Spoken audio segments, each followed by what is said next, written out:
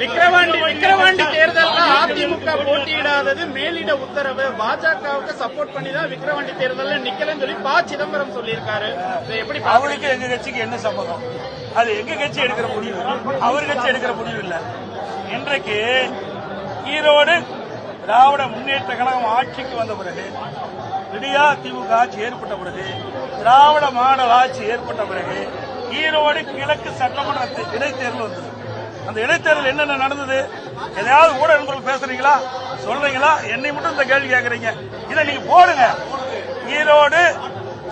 ஈரோடு கிழக்கு சட்டமன்ற இடைத்தேர்தல் போது ஜனநாயக படுகொலை நடைபெற்றது.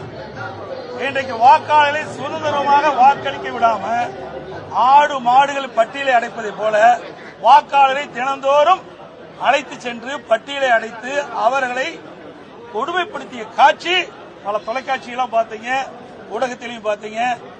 இன்றைக்கு தேர்தல் ஆணையம் அதை கண்டுகொள்ளவே இல்லை. மாநில அரசுக்கு துணை நிற்கின்றது, காவல்துறை துணை நிற்கின்றது, அரசு அதிகாரிகள் துணை நிற்கின்றார்கள்.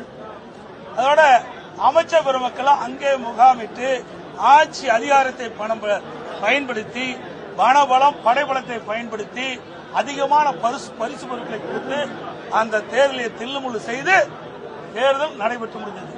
அப்படிப்பட்ட சுதந்திரமாக நடைபெறாது என்று கருதிதான் அனைத்து இந்திய அண்ணா திராவிட முன்னேற்ற கழகம் இந்த தேர்தலில் போட்டியிடல.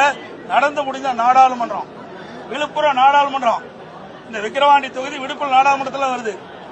6000 ஓட்டு தான் குறைவு. இப்பவே என்ன ஓட்டு வந்து தெரியுது. மறுபடியும் எதுக்கு போட்டிடுவானே? போட்டிட்டா விடவே போறாங்க. இன்னைக்கு எல்லா ஆட்சி அதிகார பலத்தையும் பயன்படுத்துவாங்க, பணத்தை வாரி இறைப்பாங்க, அதோட பரிசு பொருள் அள்ளி கொடுப்பாங்க.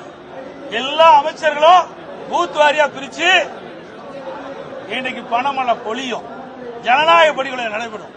சுதந்திரமா மக்கள் வாக்களிக்க முடியாது. ஆகவேதான் அனைத்து இந்திய அண்ணா திராவிட முன்னேற்ற கழகம் இந்த தேர்தலிலே புறக்கணிக்கப்பட்டது. வேற ஒன்றும் இல்லை.